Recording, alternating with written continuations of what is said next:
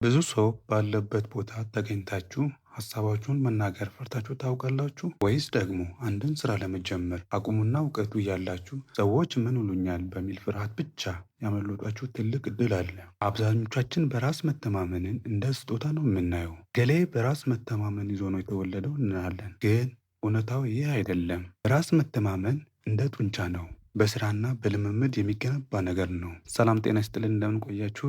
የፍራንክ ግሮዝ ቻናል ቤተሰቦች ካላችሁበት የፍርሃት እና የጥርጣሬ አጥር ወጥታችሁ ማንነታችሁ በድፍረት የምታሳዩበት 5 ተግባራዊ መንገዶች እናያለን። እስከ መጨረሻው አብራችሁን ቆዩ።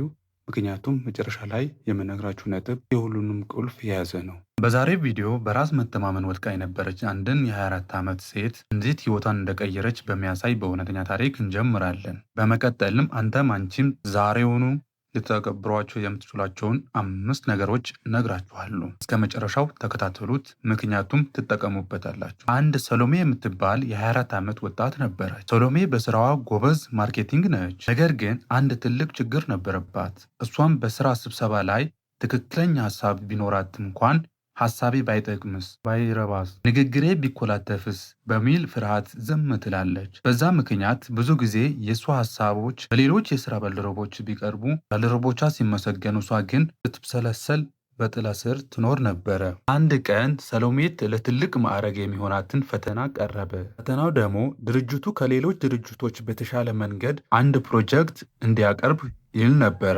ሰሎሜ ግን በጣም ፈራች። ወድቃለሁ፣ ይስቁብኛል ብላ ማሰብ ጀመረች። ፕሮጀክቱ ላለማቅረብ ወሰነች።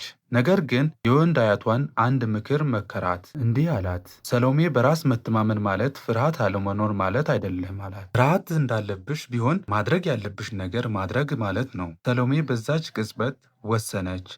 በመኝታ ክፍሏ ደጋግማ ተለማመደች።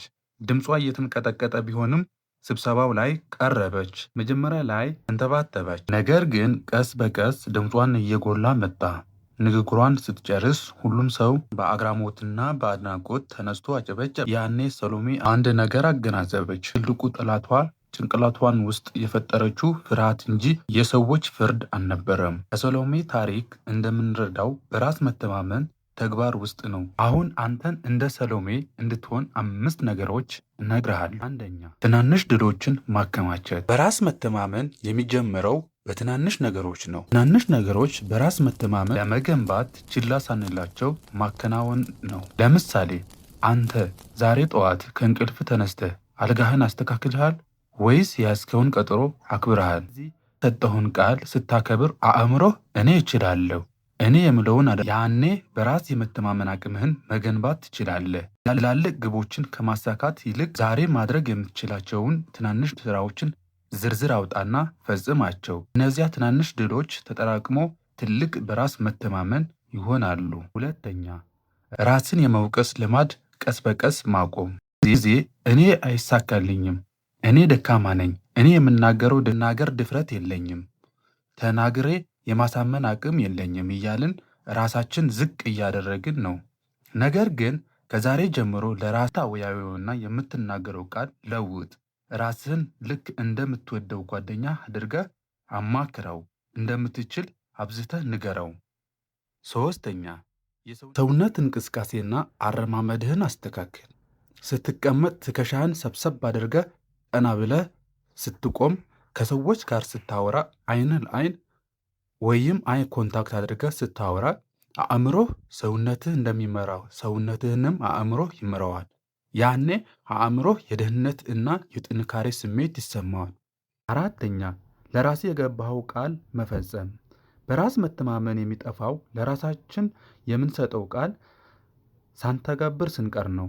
ለምሳሌ ዛሬ ብለህ ያልከውን ካልፈጸምክ አእምሮህ በአንተ ያለው እምነት ይቀንሳል። ምክንያቱም የአእምሮአችን ድብቁ ክፍል እኔ እሰራለሁ ስትል ይሰራል፣ አልሰራም አልችልም ስትል እሱም አልሰራም አልችልም ይላል። ሁሌም ቢሆን ለራሳችን የገባነው ቃል በማከናወን በራስ ላይ ያለህን ችሎታ ይጨምራል። አምስተኛ፣ ፍርሃትህን ፊት ለፊት ተጋፈጠው። አንተ በራስ የማትተማመን ከሆነ ፍርሃትን እየጨመረ ይሄዳል። ስለዚህ ከሰዎች ጋር ፊት ለፊት መናገር የምትፈራ ከሆነ ከሰዎች ጋር ፊት ለፊት ማውራት፣ ሀሳብህን ማንጸባረቅ፣ መናገር የምትፈራውን ነገር ደጋግመህ ማድረግ፣ በራስ የሚተማመኑ ሰዎች የማይሳሳቱ ሳይሆኑ ስህተታቸውን እንደ ትምህርት የሚቆጥሩ ናቸው። አንተም ቢሆን በአንዴ በራስ መተማመን መገንባት ሳይሆን ቀስ በቀስ እየተለማመድክ እየተሳሳትክ የምታርመው ነገር ነው። በሰዎች ፊት ለመናገር የምትፈራ ከሆነ በቤተሰብ ፊት ቆመህ ለመናገር መሞከር። ከሰዎች ጋር አይን ለአይን ማውራት የምትፈራ ከሆነ መጀመሪያ ከራስህ ጋር በመስታወት ፊት ለፊት አውራ። ከዛ ከጓደኛ ጋር ለማውራት መሞከር። አንተም ቢሆን በአንዴ በራስ መተማመን መገንባት ሳይሆን ቀስ በቀስ እየተለማመድክ እየተሳሳትክ የምታርመው ነገር ነው። በሰዎች ፊት ለመናገር የምትፈራ ከሆነ ዛሬውኑ በቤተሰብ ፊት ቆመህ ለመናገር መሞከር። ከሰዎች ጋር አይን ለአይን ማውራት የምትፈራ ከሆነ መጀመሪያ ከራስህ ጋር በመስታወት ፊት ለፊት አውራ። ከዛ ከጓደኛ ጋር ለማውራት መሞከር። ፍርሃት የሚሞተው ፊት ለፊት ስትጋፈጠው ብቻ ነው። ወዳጄ፣ በራስ መተማመን ፍጹም ማለት አይደለም። በራስ መተማመን ማለት እየተሳሳትክም ቢሆን ለመሞከር ድፍረት ማግኘት ማለት ነው። ሰሎሜ ያንን ቀን ባትሞክረው ዛሬ በራስ መተማመን አጥታ በሰው ጥላ ስር ነበረች። አንተስ እስከ መቼ ድረስ ፍርሃትና በራስ አለመተማመን ትኖራለህ? አሁኑ ከዚህ ቪዲዮ በታች በኮሜንት መስጫ ላይ ራሴ እተማመናለሁ ብለህ ጻፍ። ይህ ለራሴ የምትሰጠው የመጀመሪያ ፈተና ነው። በዚህ ሳምንት አንድ የምትፈራው መርጠህ አድርግና ምላሹን በቀጣይ ቪዲዮ ውጤቱን አሳውቀኝ። ይህ ቪዲዮ ጠቃሚ ሆኖ ካገኛችሁት ለጓደኛችሁ ሼር አድርጉት። እንደዚህ ያሉ ለውጥ የሚያመጡ ይዘቶችን እንዲደርሳችሁ ደግሞ ሰብስክራይብ ማድረጋችሁና የደውል ምልክቷን መጫን አትዘንጉ። ያስታውሱ፣ እድገት የሚጀምረው ከራሱ ነው። ፍራንክ ነበርኩኝ ከፍራንክ ግሮዝ። በሚቀጥለው ቪዲዮ እስከምንገናኝ ቸር ሰንብቱ።